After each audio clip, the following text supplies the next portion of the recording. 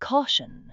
The news you are about to view is exciting, informative, and generally factual.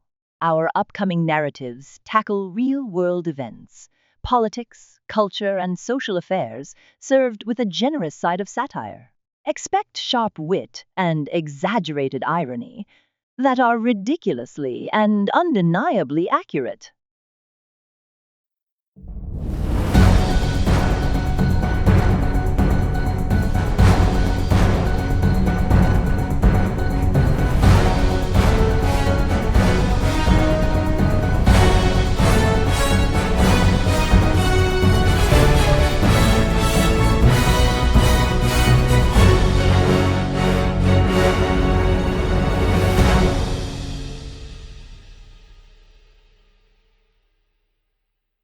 Welcome to the current news of our day, and of course a tribute for the holiday. I'm Monica Boulevard. Here's to the United States, a country born in rebellion, raised on contradictions, and somehow still standing. We enjoy freedom of speech, the right to assemble, and the liberty to yell at traffic. Independence is our inheritance, even if we spend half the year arguing about what it means. Yet despite the noise, the tweets, and the price of eggs, we remain a nation built on the wild, stubborn belief that we can always be better, and complain about it loudly. Welcome to Fireworks and Fallout, the only news show where freedom rings, reason runs, and everyone's offended before the weather. We love that you are watching and feeling the excitement. Did you all forget about the llama, and our role played in bringing about the cheer and peace needed for baseball games and apple pies? Well, that along with the honoring our peacekeepers, our veterans, our men and women in uniform wherever they have or do serve. I'm Dalai Lama. It is great to have you celebrate along with us. Good evening, I'm Monica Boulevard, bringing you the latest from the greatest reality show on Earth, the United States of America. In Washington, lawmakers continue doing what they do best, arguing about who's more patriotic while quietly doing nothing of substance. Congress just passed a resolution declaring Tuesday is now Freedom Appreciation Day, which comes with no benefits, but lots of flags. Bipartisanship remains a myth, only slightly more believable than Bigfoot or affordable housing. The economy, meanwhile, is in a charming state of Schrodinger's recession, both thriving and collapsing depending on whether you're a billionaire, a barista, or someone trying to buy eggs without refinancing your home. Inflation has cooled down slightly, meaning your dollar now only screams quietly when you spend it. In cultural news, the internet is ablaze with controversy over the newest streaming series, Founding Dads, in which historical American figures are reimagined as TikTok influencers. Thomas Jefferson now rates wigs on a 5-star scale, and George Washington just launched a skincare line called Constitutional Glow. Over in education, states continue their book-related tug-of-war. Some are banning novels, others are banning the banning of novels, and students are just wondering if they still have to read The Scarlet Letter or if that's now considered a hate crime. Weather-wise, America is split between being on fire, underwater, or allergic to itself. The Farmer's Almanac says, "Good luck," while meteorologists now deliver forecasts with a nervous laugh and a bingo wheel.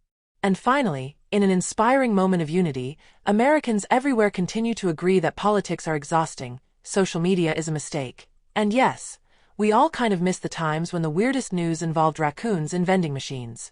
I'm Monica, and remember, if it feels like the country's held together with duct tape and leftover hope, you're not wrong. But hey, at least we've still got fireworks, fast food, and the freedom to complain loudly. Good night, and good luck out there. We have just received a call from an overseas correspondent, Keith. So Keith, you have a special message, do you? We turn the time over to you now. Keith, the time is yours. Happy Independence Day, you ungrateful colonials. A message from England. Ah, yes, July 4th. That annual moment when Americans gather to grill meat, launch small explosives near their garages, and post bald eagles wearing sunglasses on social media, all to celebrate the day they told England to kindly shove off. And we, the British, being the thoroughly evolved, emotionally mature ex that we are, would like to say, Happy Independence Day. Honestly. No hard feelings. None at all. We're fine. Sure, you dumped us via musket and manifesto, Yes, you chucked our tea into a harbour like it was some over-caffeinated tantrum. And okay, you wrote a breakup letter so aggressive it required parchment reinforcement. But really, what's 13 colonies between, friends? We gave you the language, the common law system, and the concept of queuing.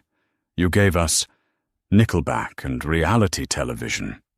Fair trade? And how is that independence going, by the way?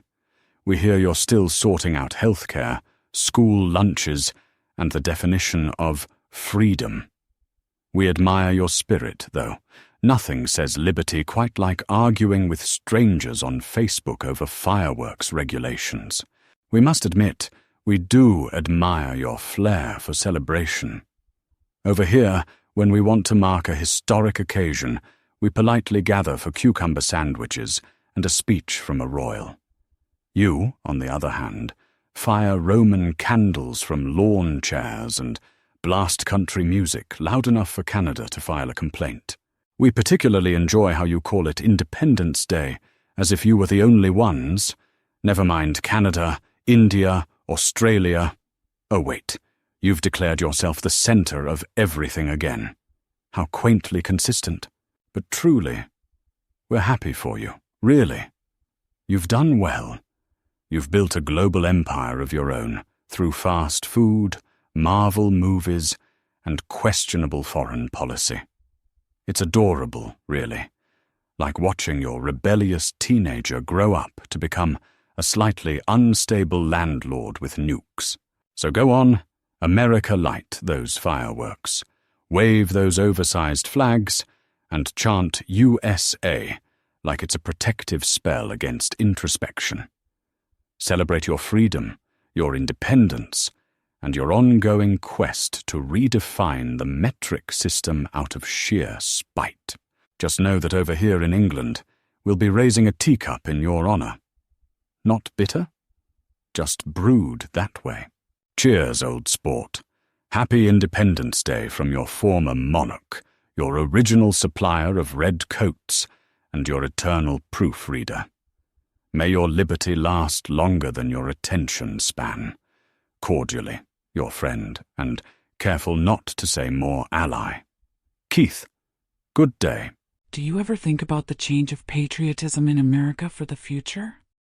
Hello, I'm Lucia.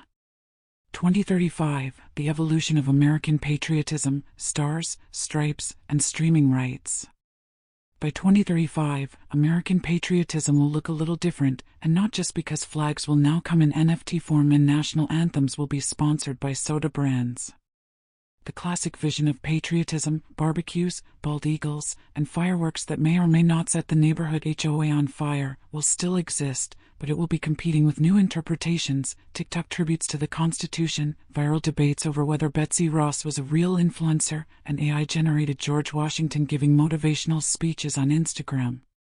National holidays will be streamed, live reacted to, and meme-ified within minutes.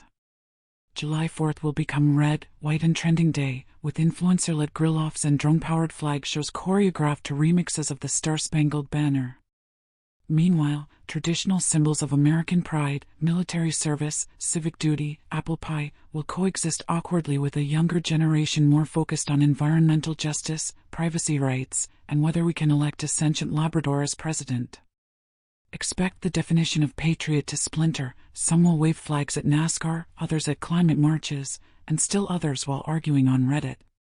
Politicians will still wrap themselves in the flag, but now it'll be a hyper-reactive LED cloak that flashes red, white, blue every time a voter says freedom. And yes, debates will rage on whether kneeling, standing, sitting, or somersaulting during the anthem is most respectful.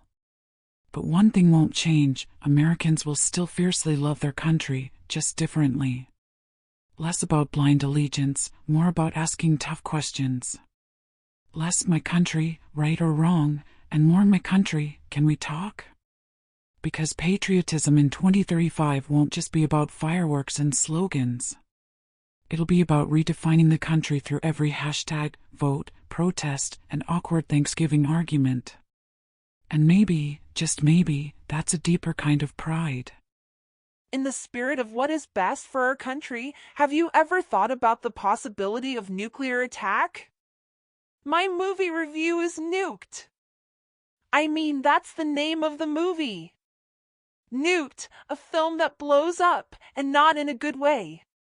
From the director who once got banned from Comic-Con for yelling spoilers or freedom, comes Nuked, a cinematic mushroom cloud of explosions, plot holes, and sweaty people looking intensely at countdown timers. The film opens with a tense international standoff where every character seems to be either yelling in a situation room or sweating in a missile silo. Think Dr. Strangelove, but with fewer laughs and more shirtless military generals inexplicably doing push-ups during DEFCON 1. Plot summary? A rogue nation we've definitely never heard of, not Russian, threatens to unleash nuclear chaos unless the world adopts their national dish as global currency. The U.S. president, played by an actor whose expression never changes, responds by assembling a team of specialists, including a retired scientist, a hacker with a tragic past, and a dog that can sniff uranium. It's basically Avengers Fallout Edition. Acting highlights? Let's just say the real emotion comes from the CGI. The bombs look great. The dialogue? Not so much. One memorable line. We have 30 minutes until annihilation. Let's hug it out. Actual general, probably concussed. Moral of the story? War is bad. Love is good. And apparently, you can defuse a nuclear warhead with a sad piano montage and a monologue about childhood trauma. Final verdict. 1 star for the dog. The only character with emotional range and a believable backstory. In conclusion, Nuked tries to be an edge-of-your-seat thriller but ends up as a PSA against trusting any government that lets interns near missile launch codes. Great for fans of loud noises, blurry geopolitics, and popcorn that tastes better than the plot. Would watch again, on mute, with subtitles, and only if stuck in a bunker. I'm Chloe Clamchowder, and honestly, I think I'll still be available for future reviews. Please join me. Watching new movies has got to be better than watching reruns of the Jerry Springer Sodom and Gomorrah Comedy Hour. Right? Good night, everyone! If you enjoyed this video, don't forget to like, subscribe, and share. We are glad you are with us. Stay updated on our latest content. Thanks for your support.